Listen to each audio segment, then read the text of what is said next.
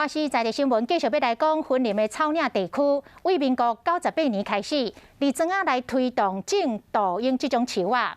这种杜英树是草岭第一位农产品椴木香菇的原料。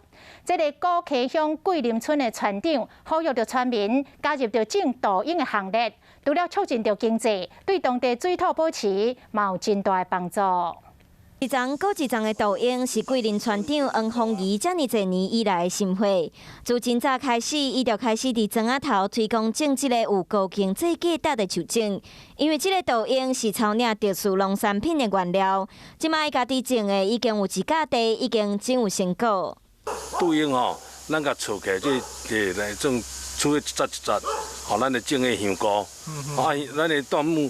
香菇咧吼，伊介绍会讲非常好啦，啊嘛真非常受欢迎啦。尤其桂林山区早期拢是种槟榔为主，破坏生态。黄凤仪嘛希望透过推广种杜英，会使为水土保持尽一份心力。未来游客若是来遮爬山行搭，嘛会使享受杜英带来的舒适。种香菇啊，佮会使种一摆吼，错几啊摆哦。杜英伫树仔红错掉了后，会伫原本的树根搁补新的。 对农民来讲，会使减一条开销，毋但有经济相关的效用，上主要是会使代替原本山坡地咧种的槟榔，达成生活、生产和水土保持的目标。